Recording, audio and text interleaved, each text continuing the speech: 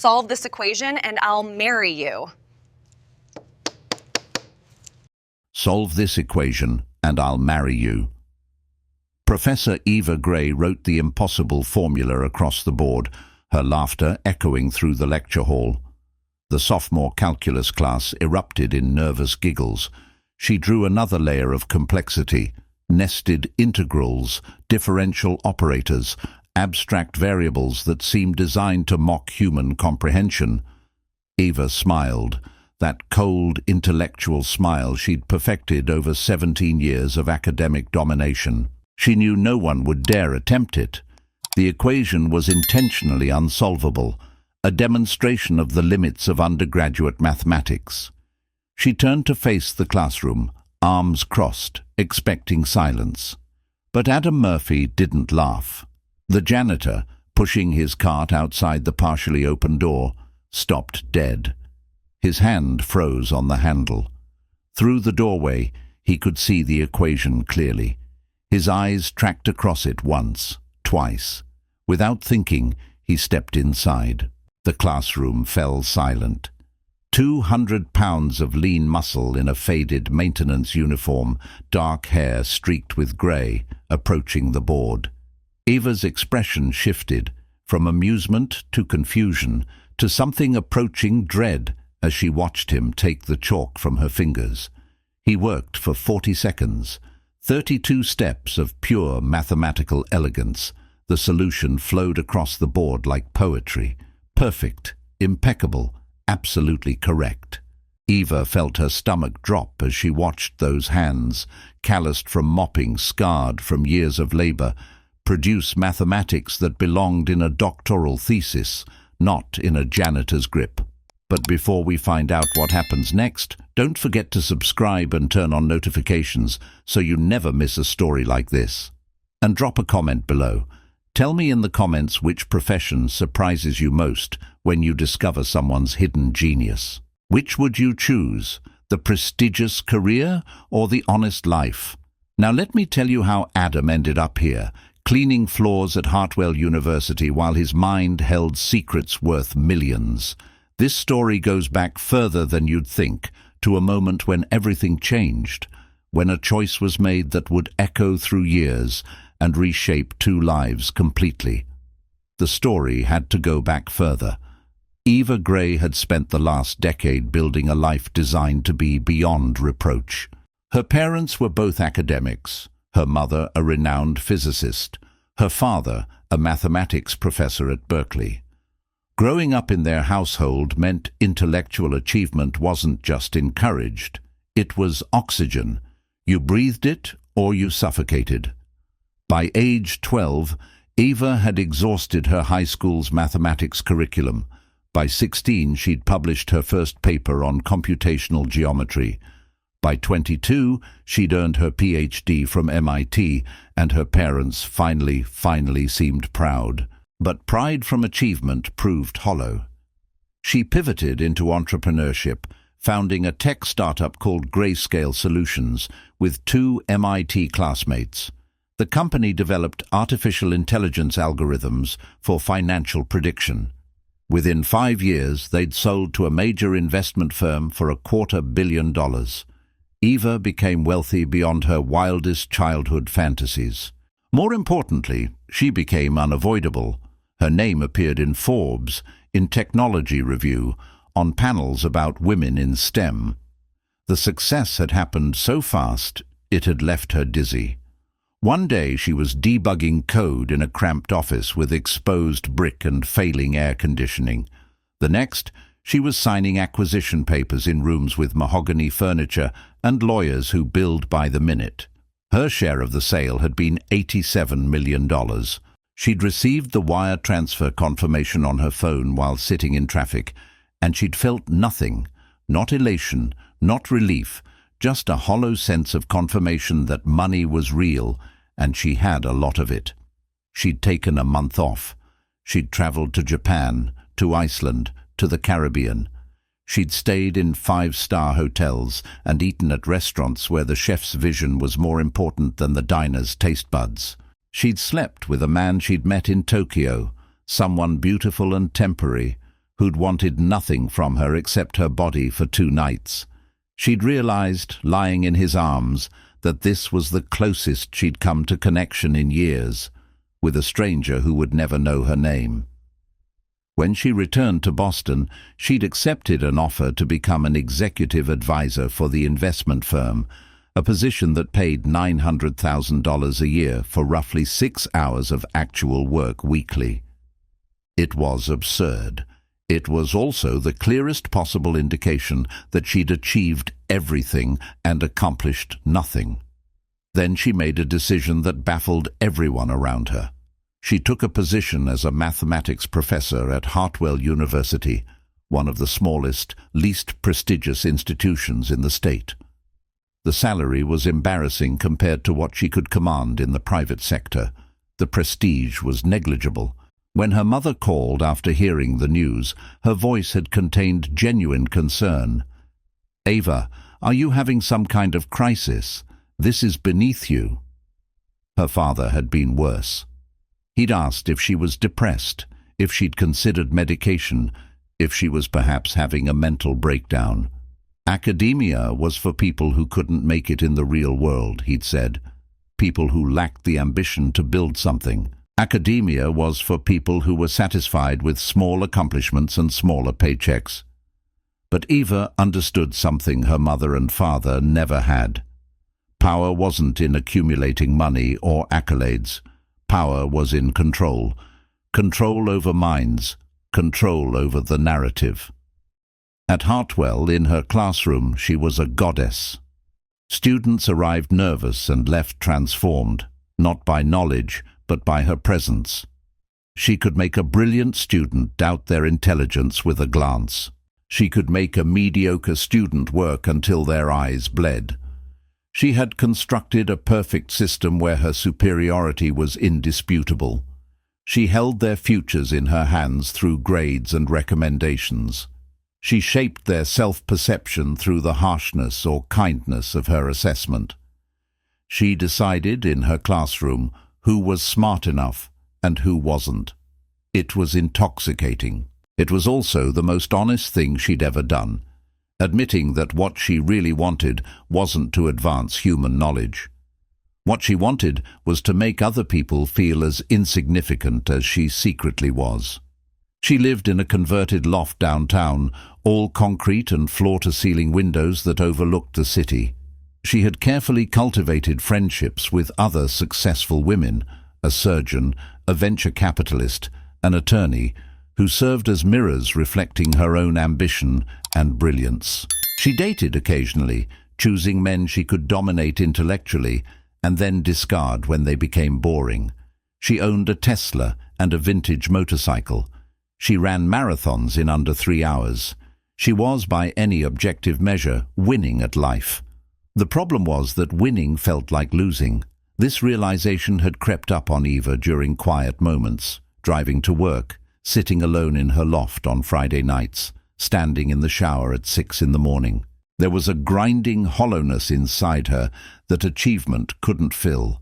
No matter what she accomplished, there was always something higher, always someone doing better, always a way she could be more. She'd considered therapy. She'd considered meditation apps and antidepressants. She'd tried pushing harder in every direction, assuming that if she could just reach some final summit, the emptiness would transform into fulfillment. But there was no summit. There was only the endless, exhausting climb. So she buried the feeling under work. She threw herself into building curriculum innovations. She published papers. She won the university's Distinguished Teaching Award, which she accepted with a speech about the privilege of molding young minds. She read everything: philosophy, neuroscience, literature, searching for the answer to a question she couldn't quite articulate. On the morning Adam Murphy was hired to work the night shift as a custodian at Hartwell, Ava didn't notice. She had no reason to notice the man pushing a cart through the hallways at 10 p.m., cleaning the spaces where professors had spent the day demonstrating their intellectual superiority. Janitors were invisible at universities. They existed in the gaps, in the after hours, in the moments when important people weren't looking. Adam Murphy had chosen invisibility deliberately. 5 years earlier, he'd been a different person. He'd been Dr. Adam Murphy, a research scientist at Blackwell Dynamics, a cutting-edge biotech firm where the work could reshape human medicine. He'd had an office on the 23rd floor of a glass building in downtown Boston. He'd made $340,000 a year. He'd been engaged to be married. The view from his office had showed the harbor, and on clear days he could see 3 islands in the distance. He'd spent more time looking out that window than doing actual work. His colleagues thought he was contemplative. He was actually terrified that he was moving towards something significant, and that significant things could only end in disaster or failure or a version of success that tasted like ashes. The engagement had been with Jennifer Chen, a venture capitalist who understood ambition as a language.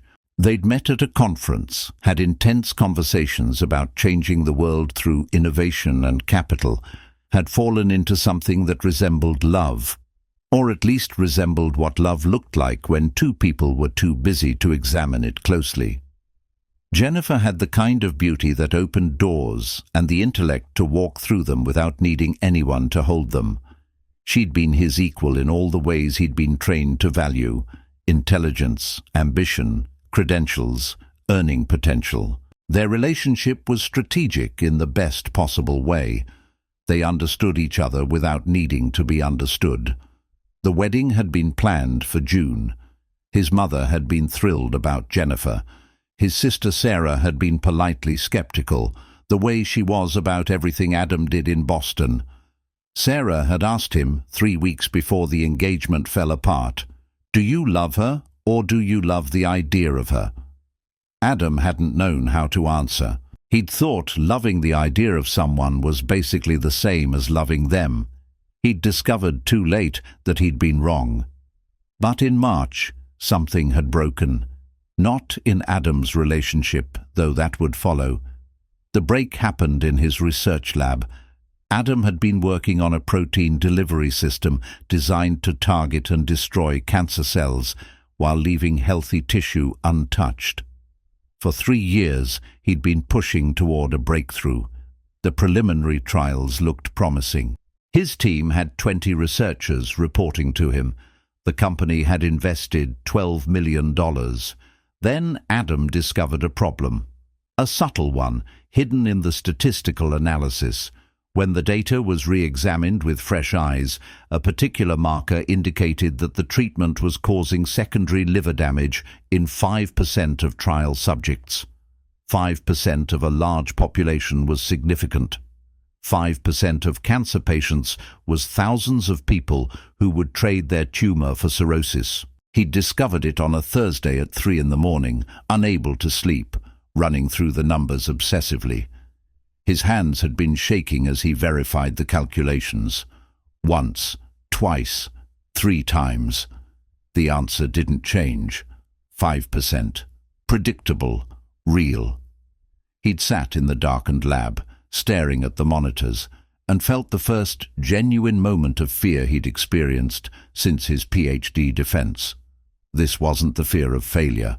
This was the fear of success. Success that would harm the people it was meant to save. Success with hidden costs.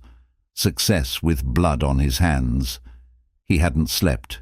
He'd showered, dressed, and walked into his supervisor's office as soon as he arrived at work, carrying the documentation with shaking hands. Adam brought the data to his supervisor, Dr. Kenneth Walsh, a man in his 50s who'd made the transition from research to administration and had mastered the language of corporate euphemism along the way. He expected them to adjust the approach, modify the delivery mechanism, find a way to eliminate the liver damage while preserving the cancer-fighting properties. Instead, he got a response that had shattered everything he believed about his professional world. "How confident is this analysis?" his supervisor had asked, not looking up from his email. "Very confident. We'll need to document it, submit to the FDA. Can we argue the other way?" Emphasize the efficacy data instead? Adam had stared at him. The liver damage is real, but not completely certain. Statistical noise, maybe. Look, we're 6 months from phase 3 trials, 6 months from launching something that could help thousands of people. Are you really willing to delay that over data we're not sure about? Over 5%? Dr. Walsh's tone had been dismissive, the way you might dismiss a child's concern about shadows in the closet. We have quarterly earnings projections. We have investors expecting ROI. We have a board breathing down my neck about when we're going to have something to show them. 5% is acceptable risk in the pharmaceutical industry.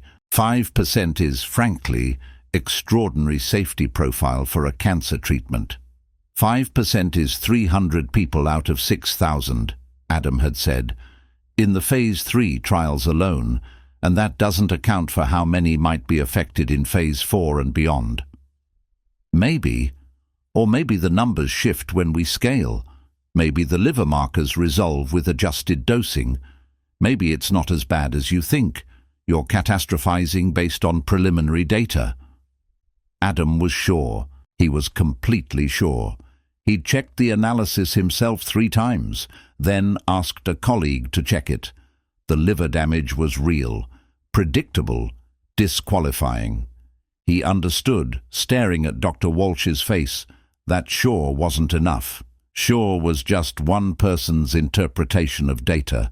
Sure didn't count when corporate revenue was on the line. He'd refused to participate in downplaying the data. He'd written a memo outlining his concerns, documented everything with excruciating care, prepared to go to the FDA if necessary. The memo had been thorough and devastating. 3 pages of cold analysis demonstrating that the treatment was unsafe and that Blackwell Dynamics knew it. He'd sent it to Dr. Walsh first, as protocol demanded. He'd copied Jennifer, who received it at her venture capital firm, and called him immediately. She'd been furious, not at the company, but at him. Do you understand what you're doing? You're throwing away your career. You're throwing away our future. You're throwing away the IPO that was supposed to make us both wealthy beyond what we could have imagined. And for what? For this idealistic nonsense about 5% of patients who might have liver problems that might resolve with dosing adjustment. He'd tried to explain. She'd hung up on him. 2 weeks later, he was fired. The official reason was lack of collaborative spirit and concern about morale. His supervisor, in the meeting where he was terminated, had been almost apologetic. You're a talented researcher, Adam, but you're not a team player. And in this industry, you have to be able to think bigger picture. You have to understand that you can't let perfect be the enemy of good. We're doing this with or without you. You made your choice to not be part of something great. I'm sorry. His access to the lab was revoked. His email was disabled. His name was removed from the office directory before lunch. By dinner, Jennifer's engagement ring had been returned via courier to his apartment, along with a brief text message. I can't be with someone who doesn't understand how the world works. He'd sat on his apartment floor that evening, surrounded by a life that had been systematically dismantled, and understood that he'd been naive. He'd believed the system was set up to catch mistakes like this. He'd believed that ethical concerns would be taken seriously.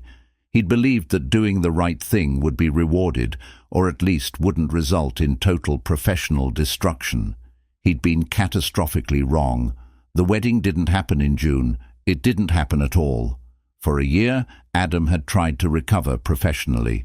He'd sent out his resume, done interviews, been told repeatedly that he had a reputation problem. Word had traveled through the biotech world like a virus that destroyed careers instead of cells. He was difficult. He was a whistleblower type. He was not a team player. He was someone who couldn't see the bigger picture. These were professional death sentences in an industry built on collaboration and trust, where collaboration meant staying silent and trust meant not questioning authority. Each rejection email had felt like a small death. Each interview, where he could sense the interviewer mentally crossing him off the list, had been a moment of acute humiliation. He'd spent 15 years building credentials, earning degrees, publishing papers, establishing himself as a rising star in his field, and it had all been wiped out by one decision to do the right thing. The cruelty of it still took his breath away sometimes. By month 14, he'd burned through his savings. His apartment lease ended. He'd moved into a studio, then a shared house. He'd taken a job as a research technician at a smaller firm, making $90,000 a year. Then that firm had been bought by Blackwell Dynamics, and suddenly his old supervisor had power over him again.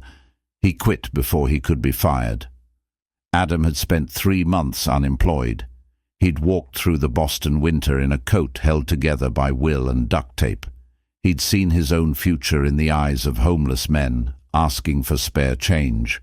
He'd understood for the first time how easily a life could collapse. Then he'd received a text from his sister. "I found something. Come home. I'm serious. You need to come home." Home was Millbrook, a small city in New Hampshire where he'd grown up. His sister Sarah ran a community center and had never left, had built a life there, had seemed content in a way Adam had never understood. He'd left when he was 18, desperate to escape a place he'd seen as provincial and small. He'd spent 20 years proving he was too smart for Millbrook, too ambitious, too destined for greatness. Greatness had rejected him. He'd moved back to Millbrook and gotten the custodial job at Hartwell University through Sarah's connections. The pay was adequate. The work was mindless, which Adam discovered he needed. 8 hours a night of mopping, cleaning, organizing, work that was simple and complete. When he left at 6 in the morning, the work he'd done was visible and finished. No ambiguity, no ethical questions, no lives hanging in the balance. He'd rented a small house on the edge of town. He lived alone. He read constantly, philosophy, history, literature, things that had nothing to do with advancement or achievement. He'd found a kind of peace that had eluded him when he was important. 3 months into this new life, he met Marcus Wheeler, another custodian on the night shift. Marcus was in his 50s, had worked at Hartwell for 23 years, and possessed a philosophical approach to janitorial work that Adam found oddly moving. Marcus treated the university buildings like they were temples. Every window he cleaned mattered. Every hallway he maintained was a small act of care for the community. "People think this work is invisible," Marcus had told Adam over coffee in the custodial break room, "but it's not. This work makes the place where thinking happens. We're the foundation. We're the quiet thing that lets brilliant people be brilliant." Adam had felt something shift hearing this. For his entire adult life, he'd measured value through achievement, through impact, through being the smartest person in the room. And that measurement system had destroyed him. Marcus had never wanted to be the smartest person. He'd wanted to be the person who made it possible for smart people to do their work. There was something revolutionary in that reversal. Over the next 2 years, Adam had built a different kind of life, one that surprised him with its meaning. He'd developed real friendships with the other custodial staff, conversations that happened in the break room over terrible coffee, on the job between cleaning tasks, at neighborhood bars where they'd gather on Friday nights. These weren't the kind of friendships that happened in his former life, the strategic relationships with colleagues designed to advance careers. These were real. People who checked on him when he was quiet, people who celebrated small victories without needing them to be impressive. He'd become close with Marcus, who'd taken on an almost paternal role, the father figure Adam's own father had never managed to be. Marcus taught him that there was honor in honest work, that the invisible people keeping institutions running were more essential than anyone in corner offices realized. Marcus told him stories about his own life, the teaching job he'd left to support his family, the dreams he'd deferred to be responsible, the peace he'd found in accepting that a good life didn't have to be a famous one. He'd volunteered at the community center with his sister, helping with after-school programs where kids from difficult circumstances came for homework help and meals, and the simple gift of being around adults who cared. He'd found something there that research never gave him, direct, immediate evidence that his presence mattered. A third grader struggling with math, who suddenly understood because Adam explained it patiently. A middle schooler who'd given up on school until Adam showed her she was actually smart. A high schooler who was one bad decision away from complete destruction until Adam's mentorship helped her see another path. These weren't published discoveries. They wouldn't make his career. But they were real transformations, real lives changed by simple human attention. He'd adopted a dog from the shelter, a German Shepherd mix named Beethoven, who'd been abused and abandoned by previous owners. The dog had severe behavioral problems at first: fear aggression, resource guarding, a deep distrust of human touch. Adam recognized something of himself in Beethoven. The dog had been hurt by people and had decided never to trust again. Slowly, over months, Adam had shown Beethoven that not all humans would hurt him, that touch could be gentle, that love existed.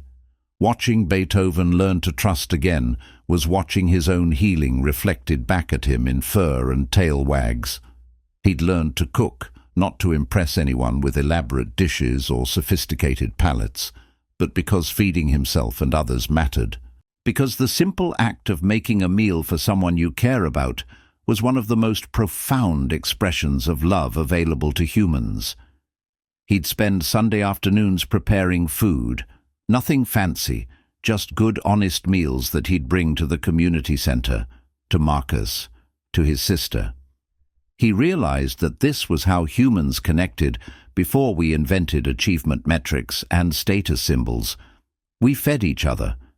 We made sure everyone had enough. We gathered around tables and called it communion. He'd also read every research paper his former field published. He kept current with the state of cancer medicine, the progress that had been made since he'd left. And 6 months ago, he'd read something that had torn open the wound he'd spent 2 years carefully stitching closed. The cancer treatment he'd refused to let be falsified had been approved anyway, without his warnings, without proper testing for the liver damage he'd documented. 200 patients had received the treatment in Phase 3 trials. 48 of those patients had developed severe liver damage. 3 had died from complications. Adam had sat in his bedroom, the article open on his laptop, and felt the full weight of his decision collapse on him. He could have stopped this. He should have stopped this. Instead, he'd chosen to protect his career, which had seemed like the important thing at the time. When career protection failed, he'd hidden. He could have gone to the FDA independently. He could have leaked the data. He could have fought. Instead, he'd quit and disappeared. And now 3 people were dead because of his silence. It was during this period of renewed despair that he'd started spending more time at Hartwell University. The walking, the maintaining of the spaces, the quiet work of care. It was the only thing that calmed the spiraling guilt. And he'd developed a strange habit of looking in through classroom doors, watching professors teach, feeling something close to envy, mixed with contempt. These were the people who got to matter. These were the ones whose ideas reached the world, whose insights shaped young minds. And Adam, who had worked in the highest-level research facilities, who had held the future of medicine in his hands, was pushing a mop through their hallways. That's the moment Eva Gray had noticed him. Not when he solved her equation, but 2 weeks before. He'd been outside her office, cleaning the hallway, when she'd come out carrying a stack of papers and a cold coffee cup. She'd been talking on her phone, her voice sharp with intellectual dismissal. "I don't care if he's been published. That methodology is fundamentally flawed. Cite the Schwartzman paper on p-hacking in your rejection letter. Make him feel stupid." She'd brushed past Adam without seeing him, the way you might brush past a chair. Adam had looked at the hallway where she'd walked, at the space where she'd inhabited the air with such complete confidence in her own superiority, and felt something almost like recognition. He'd been that person, that dismissive, that certain, that convinced that intelligence granted you the right to make others feel small. He'd never wanted to be that person again, but she'd caught him because he couldn't look away. When Eva turned around to throw her coffee cup in the hallway trash, she'd seen him standing there. Something in his expression, not resentful, not angry, just deeply sad, had made her pause. For a moment, across the gulf of their different worlds, they'd looked at each other. Then Adam had returned to his mopping, and Eva had continued to her office, but something had been established. Recognition, maybe, or just the slight friction that happens when two people sense something true about each other. 2 weeks later, he was solving her impossible equation. The moment the chalk left his hand, Adam understood his mistake. He'd stepped from the shadows into the light, and the light would burn. Eva was staring at the solution with an expression somewhere between fascination and horror. The classroom was silent. No one moved. "Who are you?" Eva asked quietly. Adam turned. He met her eyes. In that moment, he could see her calculating, analyzing, trying to process the data that didn't fit her model of the world. Janitors weren't brilliant mathematicians. Brilliant mathematicians wore suits and taught at prestigious universities. The equation itself was a contradiction wrapped in human flesh. "Adam," he said simply, "I'm just the custodian." "You're not just anything." Eva set down the remaining chalk. "Where did you study?" "Boston College for my undergraduate, MIT for my PhD. The class erupted in shocked whispers. One student, a pre-med who'd been struggling, looked devastated, as if the revelation that the janitor had more credentials than the professor somehow diminished the entire enterprise. Eva ignored the noise. "PhD in what?" "Biochemistry. I was doing cancer research." "Was?" Adam felt the weight of that question. Everyone in the classroom was watching. He could lie. He could deflect. He could say he'd changed fields, decided he preferred the contemplative life, chose meaning over money. Some of these things were even true. Instead, he told the truth.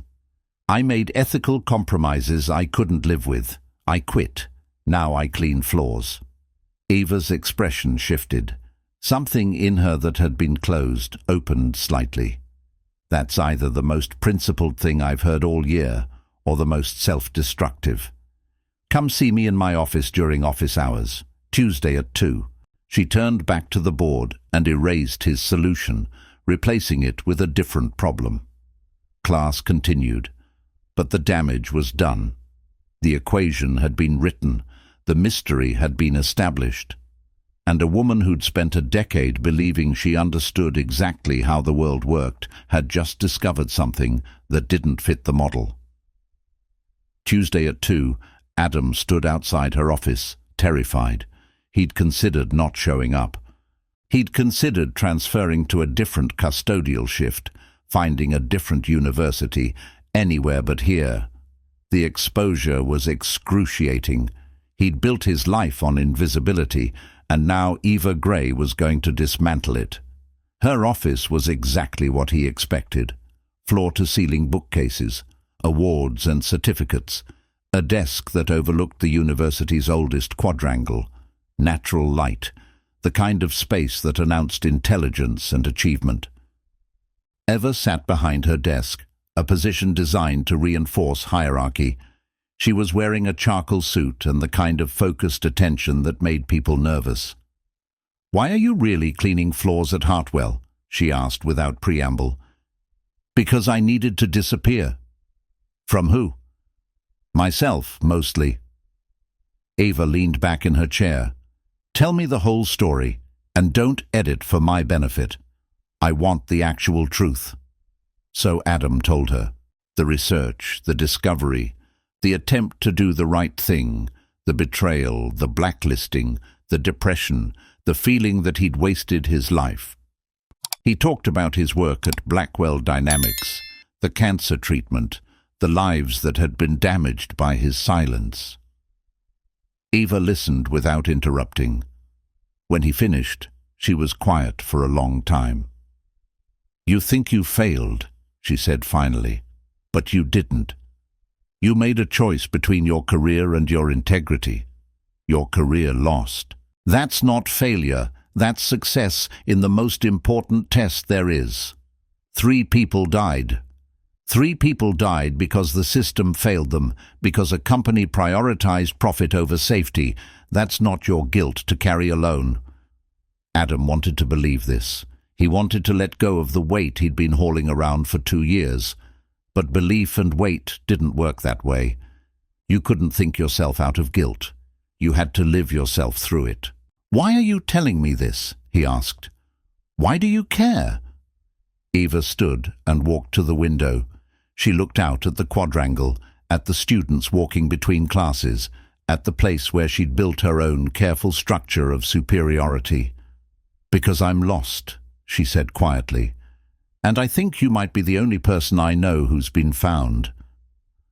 This was the first time Adam saw Eva Gray as something other than a symbol. She was a woman in a charcoal suit, standing in front of a window, admitting vulnerability. The sight of it broke his heart a little. Over the next 3 months, they developed an unlikely friendship that surprised everyone who heard about it. Eva would spend her office hours asking Adam questions about ethics and meaning, and whether intelligence was worth anything if it didn't serve humanity. Adam would listen and respond carefully, afraid of hurting her, afraid of making her feel the way she'd made countless students feel, small and stupid and less than.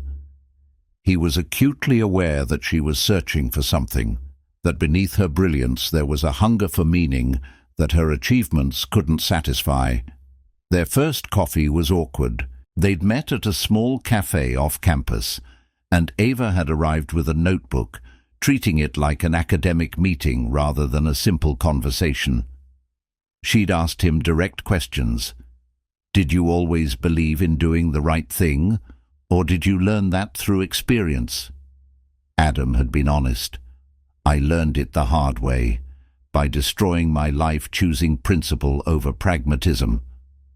"Do you regret it?" she'd asked. "Yes and no. The regret isn't about making the ethical choice. The regret is that I wasn't smart enough, brave enough, or resourceful enough to make the ethical choice without destroying myself. I should have found another way." Eva had closed her notebook then. There is no other way when the system is designed to punish people who tell the truth. You did the best you could with the resources you had. That's all anyone can ever do. The conversations happened in her office, but they extended beyond it. Eva found herself inviting Adam to coffee regularly. They'd sit in that same cafe, and the conversations became less academic and more genuine. Adam found himself reading the papers she recommended, not to impress her, but because the ideas genuinely interested him. One book she gave him was by a philosopher named Martha Nussbaum, about how intelligence and wisdom are different capacities. He'd read it in 2 nights. They talked about philosophy and literature and the nature of happiness. They discussed whether ambition was a virtue or a disease. Adam suggested it might be both, a virtue if it served something beyond yourself, a disease if it served only your own advancement. Eva had disagreed at first, then gradually came to see his point. "I've spent my entire life thinking about how to be more successful. Never once did I ask myself what I was trying to succeed at, or why, or whether being successful at the wrong things was worse than failing at good things." They examined the difference between being brilliant and being wise. Adam had strong opinions about this. Brilliant people can solve problems. Wise people know which problems are worth solving. Brilliant people can dominate conversations. Wise people know when to listen. Brilliant people climb mountains because they're there. Wise people ask whether the mountain is calling them, or if they're just compulsively climbing because they don't know how to be still. He discovered that Eva was brilliant in the way that virtuosos are brilliant, perfectly trained, technically flawless, and utterly hollow at the center. She could solve any mathematical problem, manipulate any system, navigate any intellectual challenge with the grace of someone who'd spent her entire life perfecting her craft. But the problems she cared about most couldn't be solved through intellect alone. How do you make achievement feel like anything other than empty? How do you love when you're terrified of losing? How do you trust when you've spent your life proving that trust is for people not smart enough to protect themselves? How do you live in a way that matters beyond the accolades? Eva discovered that Adam wasn't hiding anymore, though he carried the past like a weight that never fully lifted. She discovered that he laughed easily at absurdities and small ironies, that he thought about things from angles she'd never considered, that he had a capacity for human connection that came from deep wells she'd never even known existed inside herself. He was kind, not from weakness, but from strength, from choosing to care about people he could never intellectually dominate or impress with his credentials. He had learned something profound that Eva was only beginning to understand, that worth isn't measured by achievement or publications or awards, that value doesn't come from being the smartest person in the room or climbing the highest mountain, that a life well lived is often quiet and unrecognized by the world, but deeply recognized by the people who matter most. He'd learned that legacy isn't what they write about you in Forbes or academic journals. Legacy is how you treat people when no one important is watching. Legacy is the life you model for your daughter. Legacy is the researcher you save from suicide. Legacy is showing up again and again and choosing the harder path because it's the right path. One afternoon in her office, Eva broke down. It wasn't dramatic or painful. She simply stopped talking mid-sentence, and tears began streaming down her face. Adam had been explaining some concept from a philosophy book, and she had suddenly understood that everything she'd been chasing her entire life was fundamentally hollow. All the credentials, all the money, all the recognition, none of it had ever made her happy. None of it had ever made her feel like she mattered in the way that standing in Adam's presence made her feel like she mattered. "I don't know how to not be this person," she said, gesturing at her office, at the awards on her walls, at the life she'd carefully constructed. "I don't know how to be anyone else." Adam sat beside her and didn't try to fix it. He didn't offer platitudes or solutions. He simply held her hand and said, "You don't have to be anyone else. You just have to become more human. And you're already doing that. You're doing it right now with me." They began meeting outside of the university. Adam would take her to the park where he walked Beethoven. They'd sit on a bench overlooking the water, and Eva would watch the dog play with other dogs, following some simple logic of joy and friendship that transcended species. She watched Adam interact with the other dog owners, genuinely interested in their lives, asking questions not to demonstrate her intelligence but to understand their experience. She realized she'd never done this with anyone. She'd never been curious about people just for the sake of knowing them better. Adam invited Eva to community dinners, where his sister's community center served meals to people experiencing homelessness. Ava's first instinct was to refuse. What would she do there? What could she possibly contribute? But Adam said something that shifted everything. "You don't have to be smart here. You just have to be present. You just have to see people and remember that they're real." So she came, and she served soup. And she listened to stories from people whose lives had been destroyed by circumstances, bad choices, terrible luck. And she didn't try to solve their problems or demonstrate that her intelligence could have prevented their situations. She simply bore witness to their humanity. By the end of the evening, Eva had cried 3 times, not from sadness exactly, but from some deep recognition of how much she'd been missing by only engaging with people through the lens of intellect. "This is what I needed," she whispered to Adam as they were leaving. "Not someone who was smart like me. Someone who could teach me how to be human." Adam kissed her then, for the first time. It wasn't a movie moment. It was simple and genuine, a kiss that felt like coming home. Neither of them had planned it. It emerged naturally from weeks of deepening connection, of 2 people realizing they were healing each other simply by being present to each other's pain. The turning point came during a faculty dinner in Eva's loft. She'd invited Adam to come as her guest, which had created a scandal of small proportions among Hartwell's administrators. What was she thinking, inviting the custodian?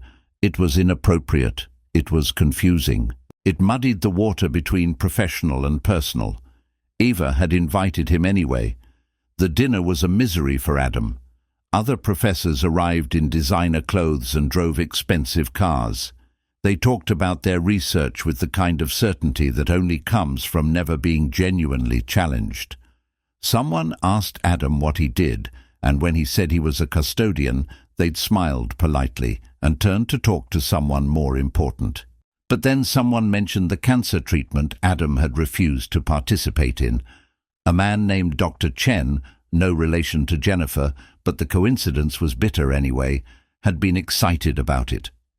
"They're launching Phase 4 trials next month. It's going to be one of the most important cancer treatments of the decade.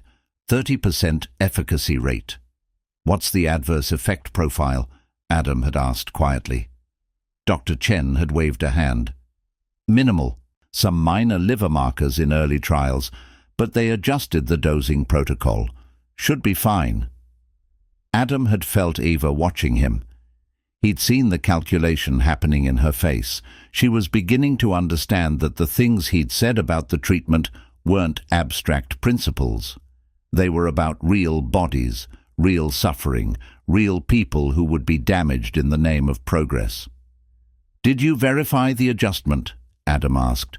"The liver markers, they don't disappear with dosing. They're inherent to the mechanism of action." "How would you know that?" Dr. Chen had asked dismissively.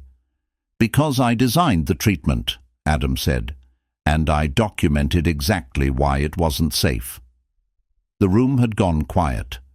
Other professors had started watching, understanding they were witnessing something. Dr. Chen had looked embarrassed and angry. "Well, obviously the company disagreed with your analysis. It passed FDA review. Those trials are moving forward." The FDA review was conducted by people who didn't have access to the complete data. The complete data shows that 5% of patients will develop severe liver damage. Then why is it proceeding?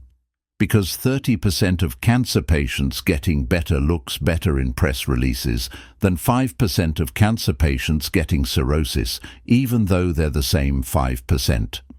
After the guests left, Eva had sat on her couch in silence. Adam stood by the window, staring at the city below. "You could stop the trials," Eva said finally. "You could go to the FDA. You could tell them. I already tried that. I was fired, blacklisted. No one will listen. But what if I helped you? I have credibility. I have resources. I could—" "Eva, I appreciate this, but I've already failed. The treatment is out there. The system is broken. Me fighting one more time won't change the outcome. So you just accept it? You accept that you have the information to save lives, and you do nothing?" Adam turned to face her. "I've already spent years destroying myself over this. I can't do it again. I can't spend the rest of my life fighting a system that was designed to defeat people like me. Maybe that makes me a coward, but I need to live, Eva. I need to choose the people I care about over the people I might save. I need to choose you." He hadn't meant to say that last part. It slipped out in the silence and honest space between them. Eva's face shifted. Confusion, then understanding, then fear. "You don't love me," she said. "You love the idea of me. You love that I'm not like everyone else, that I'm flawed in ways you understand. That's not, it is. And I don't know if I love you, or if I'm just using you as an escape from my own life. I don't know if what I feel is real, or if it's just admiration for someone I've put on a pedestal. I used to put you on a pedestal. Now I'm doing it to you." Adam crossed the space between them. "Then let's figure it out together. Not as professor and custodian, not as two people competing to be better than the other, just as Adam and Eva, two people who are lost and maybe can help each other find the way." She let him hold her. In the darkness of her loft, with the city lights spreading across the windows like constellation maps, they held each other, and for the first time in longer than she could remember, Eva felt the tight knot in her chest begin to loosen. What followed was the slow, complicated process of actually building something real between them. Not the passionate love of movies, but the deeper love of two people learning to trust each other despite their fears. Eva took time off from teaching. She resigned from the university. The decision shocked everyone. Why would someone give up a position at Hartwell? But Eva had realized that the position, the title, the authority, none of it was feeding her. It was just another way to avoid admitting she was empty inside. The resignation letter had been one sentence: "I am leaving to pursue work that actually matters." She used her wealth and her credibility to try to help Adam. She hired lawyers, a woman named Dr. Patricia Rodriguez, who specialized in pharmaceutical fraud cases and who had a reputation for being relentless and principled. She hired consultants who could interpret the data and explain it to FDA officials in ways that made the danger undeniable. She gathered the evidence about the cancer treatment and began building a case that could go to the FDA and media. Adam initially resisted. He'd spent 2 years trying to heal by accepting that he couldn't change anything. The idea of reopening the wound, of fighting again, seemed like asking him to set himself on fire twice. "I can't do this," he'd told her. "Not again. I know what it costs." Eva had been firm with him in a way she'd never been before.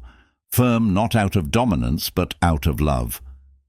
"You're right. You can't do this alone. That's why I'm going to do it with you. And yes, it's going to be hard. And yes, there might be consequences. But Adam, if we don't do this, who will? Those people who were harmed, they deserve vindication.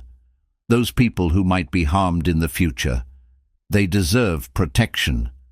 And you deserve the chance to know that you tried, that you didn't stay silent a second time." But he also couldn't live with complete silence anymore. Over several conversations late into the night, Adam came to understand that Eva needed to do this as much as he did. Fighting for what was right wasn't just about saving future patients. It was about Eva learning to value integrity over achievement, to care about helping rather than winning. "You're not doing this for them," Adam said one night, holding her while she drafted an email to FDA officials. "You're doing this for you, to prove you're different from the system that created you. And that's okay. We're both doing this for selfish reasons. We're both doing it because we need to believe we can be better." Eva had looked up from her laptop, and her expression had been clear and honest. "I'm doing this for all 3 things. I'm doing it for the patients. I'm doing it for you. And I'm doing it for me, because I need to know that I can be someone other than what I was. I need to know that when given the choice between power and principle, I can choose principle." The process had taken months. Eva and Patricia had built a meticulous case, gathering every document, every email, every memo that demonstrated Blackwell Dynamics' knowledge of the liver damage risk. They'd interviewed former researchers who were willing to testify. They documented the parallel between what happened with Adam's data and what happened in the actual trials. The case grew larger as more evidence emerged. The case became a media story. A mathematics professor turned businesswoman and a custodian with a PhD fighting a biotech company over cancer treatment safety. Eva was back in the spotlight, but this time she didn't enjoy it the way she once might have. She realized that fame had been an addiction, and she was trying to quit. The spotlight felt like heat that would burn if you got too close. She'd given interviews, been photographed, watched herself become a symbol of virtue and whistleblower protection. But the more famous she became, the more she understood that this fame meant nothing compared to the simple act of Adam holding her hand. The FDA launched an investigation. They subpoenaed documents, deposed executives, examined protocols. Blackwell Dynamics, facing potential criminal charges and massive civil liability, decided to settle rather than fight. The company agreed to reformulate the cancer treatment with the adjusted protocol that actually worked. The next generation of the therapy began trials with safety profiles that matched Adam's original predictions. 342 people had received the dangerous original treatment before it was pulled from use. 48 had developed severe liver damage. 3 had died. Those 3 people couldn't be brought back. Their families couldn't be healed. But future patients could be protected. Future generations could receive treatment that didn't harm them. In the weeks after the settlement was finalized, Adam found himself in a strange place emotionally. He'd expected vindication to feel like victory. Instead, it felt hollow. The 3 people who died were still dead. Their families were still devastated. Winning a legal battle against a company that had prioritized profit over safety didn't change the fact that he'd stayed silent for so long. It didn't erase the 2 years he'd spent as a janitor when he could have been fighting.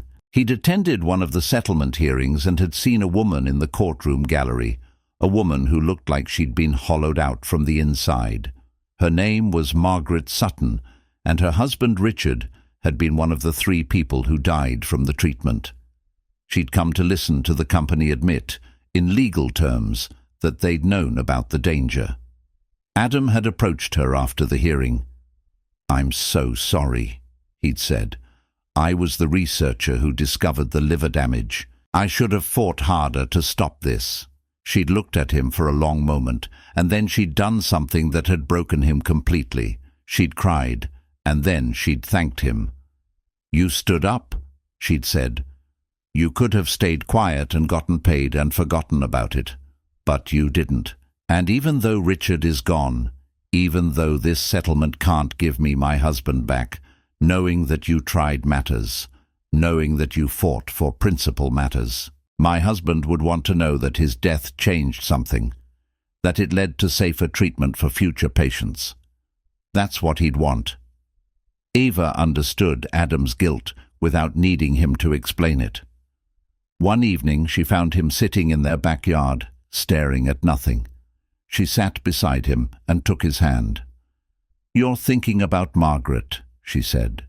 "I'm thinking about all the ways I failed," he replied. "Failed them. Failed myself.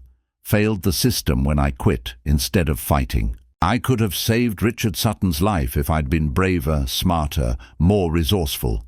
"Stop," Eva said firmly. "That's not truth. That's the guilt talking, and guilt is a liar. You did what you could do in the moment with the resources you had. You chose to protect your sanity and your life. There's no shame in that. And then, when you could do more, you did. That's not failure, that's courage. And Richard Sutton's wife understands that. She's not angry at you. She's grateful." Adam had told her then about Margaret's reaction. "See," Eva had said, "you changed the system. You protected people who haven't even been born yet. That's not nothing. That's everything." Adam wanted to believe her. Some days he did. Other days he still felt the weight of the 3 deaths, the weight of the nearly 5 years of silence.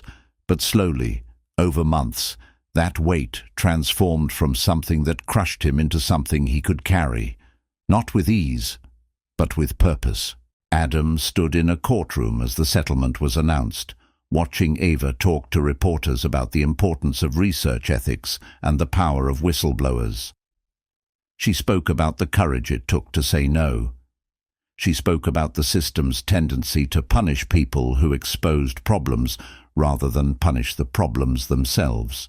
She spoke carefully, without revealing too much about Adam's personal struggle, allowing him to remain partially in the shadows, even as his work was being vindicated. He felt something he hadn't felt in years: purpose.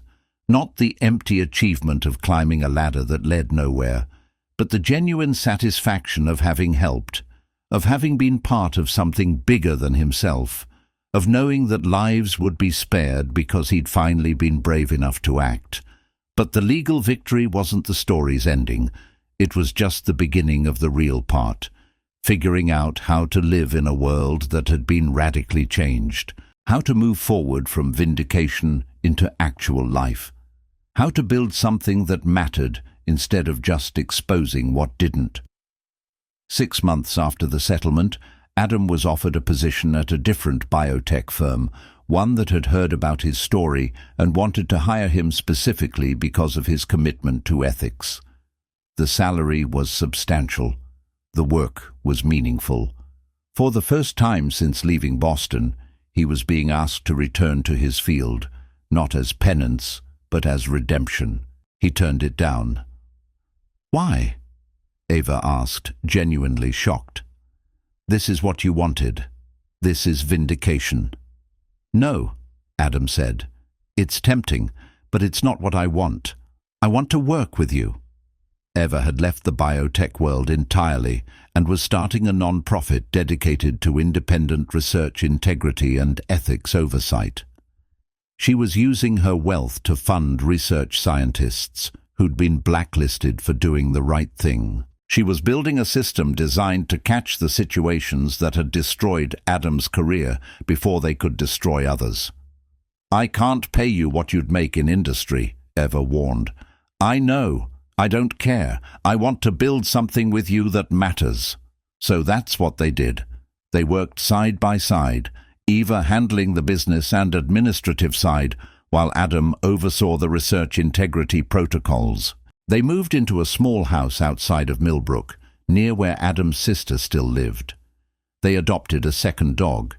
They stopped trying to prove anything and started trying to understand each other. A year into the non-profit work, Adam proposed on a hill overlooking the town they'd both fled and then chosen to return to. He used a simple ring, platinum, no diamonds, just clean lines. Eva cried, which surprised them both because she thought she'd lost the capacity for that kind of pure emotion. "I'll marry you," she said, "not because you solved an equation, because you didn't, and it didn't matter." The wedding took place in a field outside Millbrook with about 60 people. Adam's sister gave him away. Eva's parents came, and her mother had whispered to her that she'd never seen her look so genuinely happy, which was either a compliment or a criticism, depending on how you heard it. They wrote their own vows. Adam spoke about finding redemption, not in achieving something great, but in choosing to do something kind. He spoke about falling in love with a woman who'd taught him that intelligence could serve others rather than dominate them. He spoke about second chances and roads that led back home. Eva spoke about discovering that the equation didn't matter. All the problems she'd spent her life solving had been designed to have answers.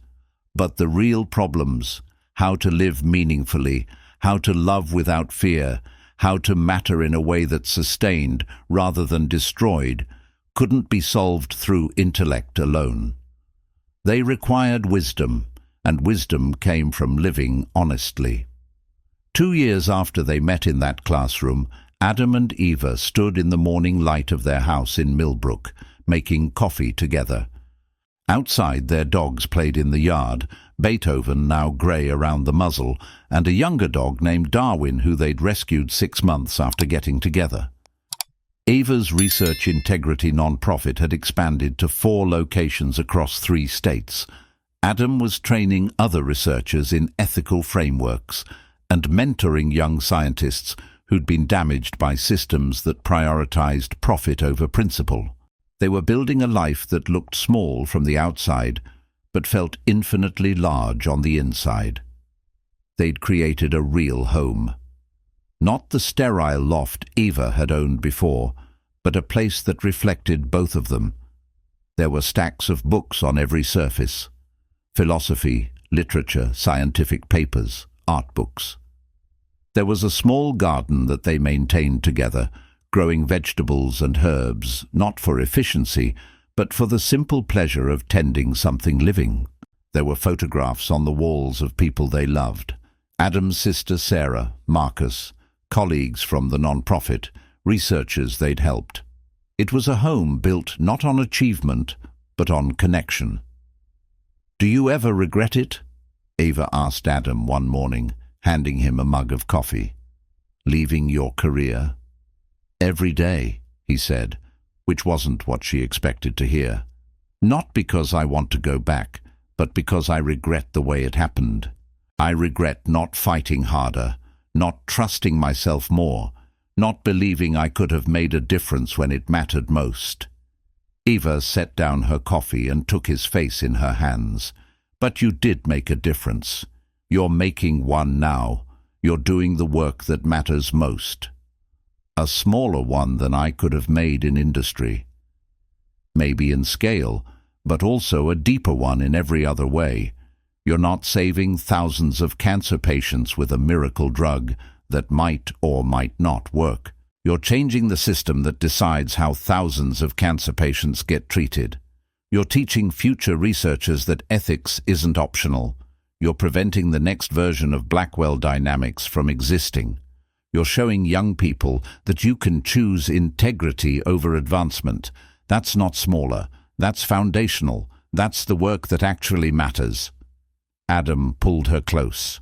This was the real victory, not the settlement or the media attention, but this: standing in a kitchen with someone who understood him, building something together that neither of them could have built alone. They'd learned that love wasn't about merging into one person. It was about becoming more fully yourself through the presence of another. Adam had become more kind through Eva. Eva had become more human through Adam. They'd both become better. "And you?" he asked. "Do you miss it? The university, the research, the spotlights?" Eva thought about this honestly, the way she'd learned to think about everything.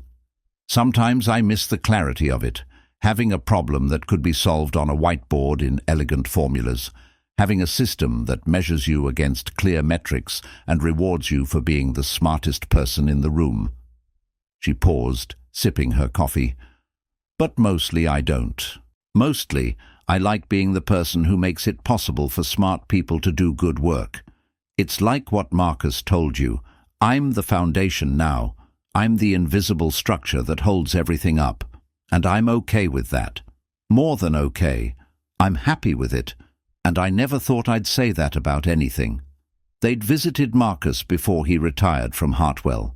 He'd invited them to his small apartment in Millbrook, and they'd sat in his living room while he made tea, and they talked about life and meaning and the choices we make. He'd held their hands, an older man blessing two younger people who'd found their way, and told them he was proud of both of them. "Eva, you've finally understood that intelligence is just one way of being in the world. It's not the best way. It's not the only way that matters. Being smart is good, but being kind is better. Being brilliant is useful, but being present is irreplaceable. You're learning that now, and it's making you more powerful than you ever were when you were just using your mind." Then he'd turn to Adam. "And you finally forgave yourself. I've watched you carry the weight of those 3 people who died for so long. But you've accepted that you can't carry guilt for the whole world.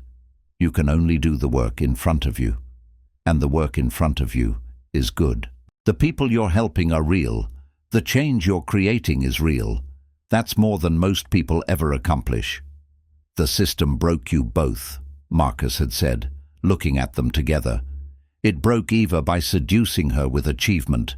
It broke Adam by punishing him for integrity. But you found each other, and instead of being broken together, you're healing together. That's the real victory. That's not just what matters. That's everything that matters. After Marcus retired, they stayed in touch. He'd call to check in, or they'd visit for coffee on Saturday mornings. He became a grandfather figure to them, someone who'd lived through enough to know what was real and what was just performance. And slowly, over time, the guilt Adam carried began to ease. Not disappear. True guilt, deserved guilt, never completely disappears. But it transformed from something that crushed him into something he carried. Something that reminded him why the work mattered. Something that kept him honest. In the spring of that second year, Ava became pregnant. The discovery came as a shock to both of them. They'd discussed having children theoretically but hadn't been trying. When Eva took the test, she stood in their bathroom for a long time, staring at the result, unsure how she felt. Fear was her primary emotion, followed quickly by something that might have been wonder. Adam found her there and wrapped his arms around her from behind. "Are you happy?" he asked. "I don't know yet," Eva answered honestly. "Am I supposed to be thrilled about this? Because I'm terrified. What if I'm still that person underneath everything, driven and cold and incapable of putting another person's needs before my own? What if I pass that on to this child? What if I become my mother, or worse? What if I can't be a mother at all because I don't have whatever neural architecture creates maternal instinct?" "You're thinking too much," Adam said gently. "Which makes sense. You always think when you're scared. But this isn't a problem to solve with intelligence. This is just something to experience as it happens, and I'll be there. We'll figure it out together." Eva had cried then, and Adam held her while she let all her fear and uncertainty pour out. What if I fail? What if she grows up and realizes that her mother is fundamentally broken? Then she'll grow up and understand that all people are fundamentally broken, and that love isn't about being perfect. It's about showing up even when you're broken. It's about learning to be human in front of another human being and letting them learn from your humanity. During her pregnancy, Ava had become unexpectedly tender. She'd read books about parenting, which was very Eva, trying to intellectualize something that couldn't be intellectualized. But slowly, she'd stopped reading the parenting books and started just being pregnant. She'd feel the baby kick and would put her hand on her belly in wonder, amazed that she contained another consciousness, another entire human being. Adam would sit with his hand on her belly, feeling Eleanor kick, and would talk to her. He'd tell her about her mother, about how smart and kind she was becoming. He'd tell her about the history of their family, about grandparents she'd never meet, about the tradition of people trying their best and often failing but getting back up anyway. Their daughter, Eleanor Rose, was born in November, a healthy, furious little girl who demanded to be fed, held and changed with the authoritative voice of someone who knew exactly what she wanted. Eva had been in labor for 17 hours, and Adam had been there for all of it, holding her hand, breathing with her, reminding her that every pain brought them closer to meeting their daughter. Adam watched Eva hold Eleanor for the first time, and he saw something transform in his wife's face. The calculated intelligence, the strategic thinking, the endless self-improvement, all of it fell away, replaced by something simpler and more profound. Eva looked at their daughter with an expression of such pure tenderness that Adam had to look away for a moment because it made him cry. Eva looked at Eleanor and she cried, and she whispered, "Hello, beautiful girl. I'm your mother. I'm so sorry I'm imperfect. I'm so sorry I'm damaged and flawed and probably not who you deserve. But I'm going to try so hard to be better for you. I'm going to try so hard to teach you how to live in a way that doesn't destroy you, the way my life nearly destroyed me."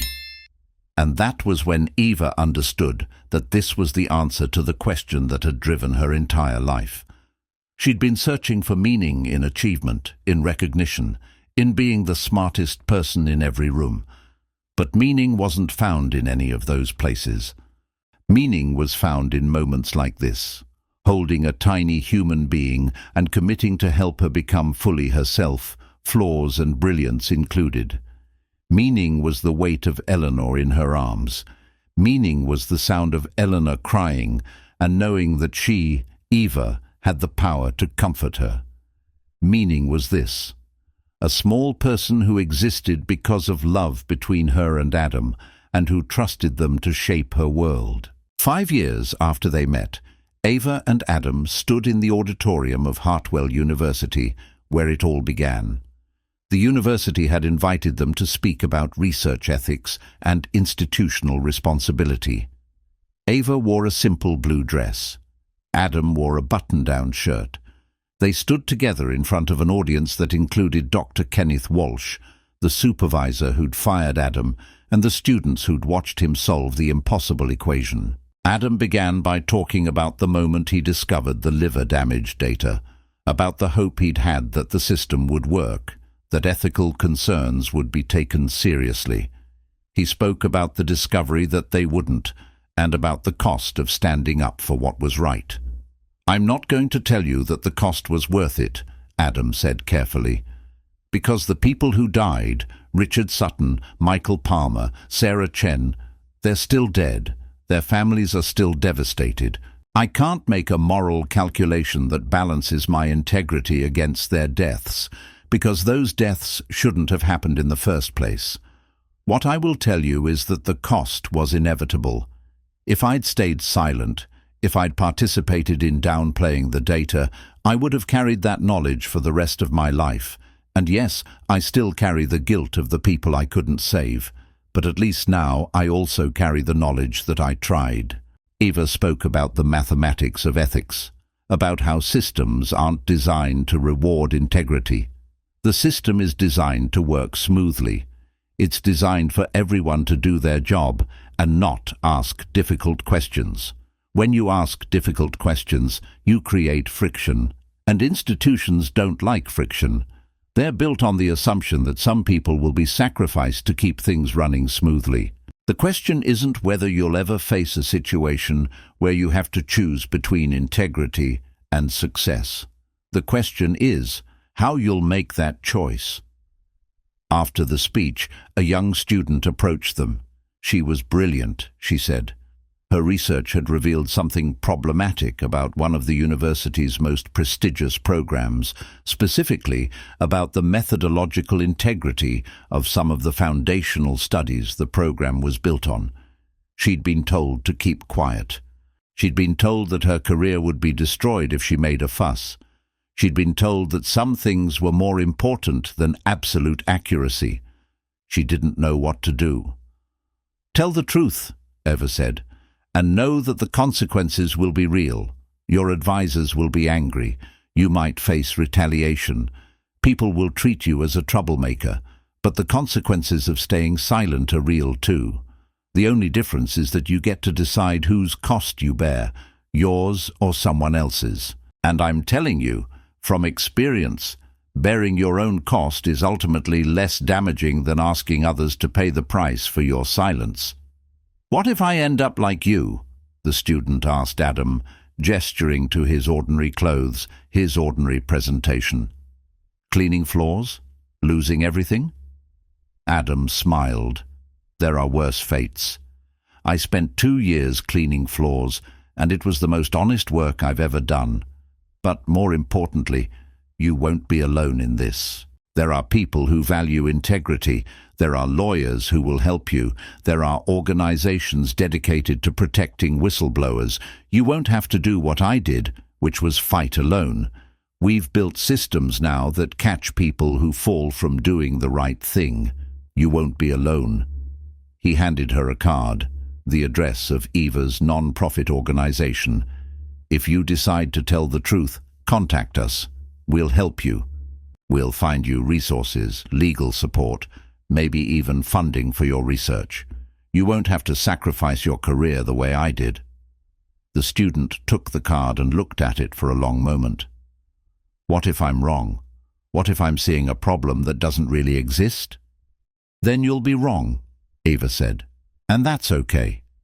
Being willing to question things and then being willing to be corrected is the mark of a scientist. But the cost of being wrong is far less than the cost of staying silent and discovering later that you were right all along.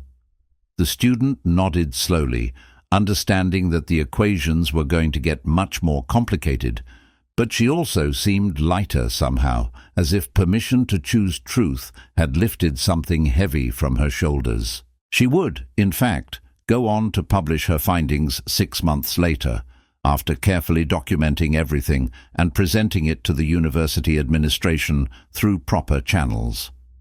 The university would, after initial resistance, admit the methodological problems and begin fixing the research program. Eva and Adam left Hartwell that afternoon and drove back to Millbrook.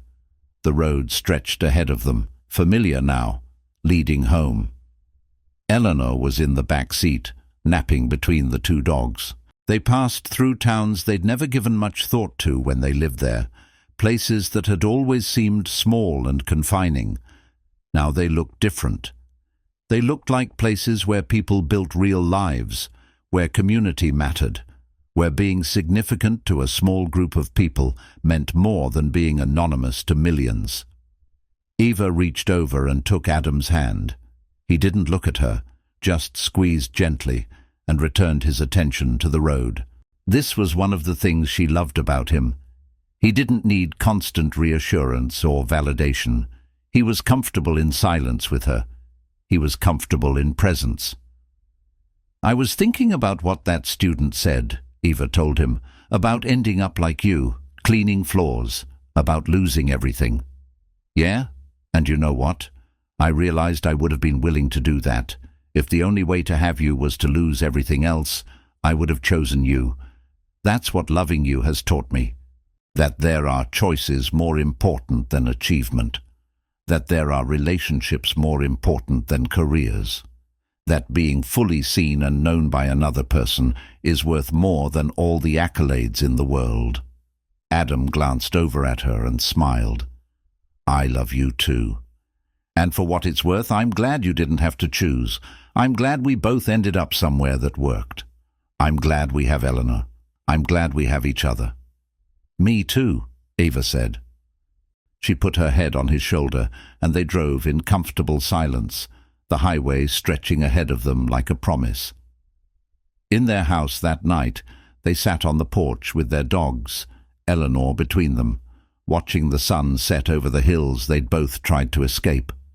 Beethoven had become elderly and wise, his movements slower than they used to be, his grey muzzle a sign of the years they'd spent together. Darwin, the younger dog, was energetic and playful, still convinced that life was a game where everyone would win. Eleanor patted both dogs gently, the way her parents had taught her, with respect and love. The equation that had brought them together was still written somewhere, in a university classroom, on a whiteboard, in the memory of students who'd watched a janitor become genius in 40 seconds. The professor who'd taught that class, Eva, had eventually recommended Adam for a position at a consulting firm that specialized in research ethics. He'd declined, preferring to work with Eva on the non-profit, but she'd told the firm his story anyway, and 3 years later the firm had contacted him again, offering him a position as head of ethics oversight. He'd accepted, working part-time so that he could maintain his work with the non-profit and his family. His colleagues at the firm were people like him, people who'd lost careers for doing the right thing, people who understood the cost of integrity and believed it was worth paying.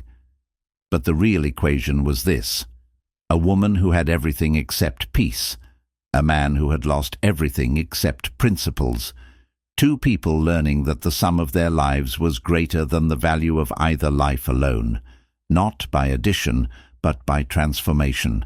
They'd become something neither could have been separately, a unit of genuine human connection, of love built not on passion or idealization, but on the steady recognition that the other person was real and worthy and infinitely valuable exactly as they were. The last thing Adam did before going to bed that night was send an email to a researcher he'd never met, who'd been blacklisted by Blackwell Dynamics. The researcher was considering suicide, according to a mutual friend. The email was simple and direct. Adam shared his own story and invited the researcher to apply for funding through Eva's non-profit. He didn't promise that everything would be okay. He didn't pretend that vindication would heal all wounds or that fighting back would restore what had been lost. He'd lost people to the system, and he didn't minimize that. Instead, he promised something more valuable, that he understood exactly what the researcher was feeling, that the darkness and shame and belief that life was over, he understood all of it, that there was a way forward that didn't involve disappearing. That connection existed on the other side of despair. That meaning could be built from the wreckage of broken dreams. That people existed who would value you not for your achievements, but for your integrity. The researcher replied 3 days later, saying yes. And then she accepted the grant. And then she got healthy. And then she became part of the community of ethical researchers that Eva and Adam had been building. She's still there now, 3 years later, helping other blacklisted researchers find their way back from the edge. She's learned, as Adam and Eva have, that the greatest work isn't the work that gets published in prestigious journals or makes your name famous. The greatest work is the quiet work of holding up people who are breaking. The greatest work is the community you build with other people who've been broken by systems and have decided to heal together. And that's what their life became, a series of small acts of redemption, of helping people who'd been broken by systems, of building a world where intelligence could be combined with kindness, where achievement could serve others, where coming home meant choosing to be less important so that more people could matter. Not the grand redemption of solving world problems or becoming famous for goodness, but the quiet redemption of showing up for people, of believing in second chances, of creating a space where damaged people could heal.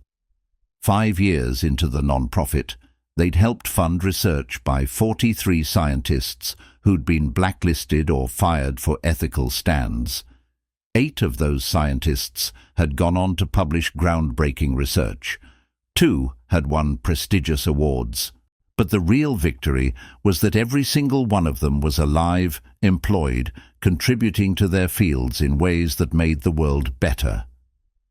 The system hadn't broken them ultimately because Eva and Adam had built a net to catch them.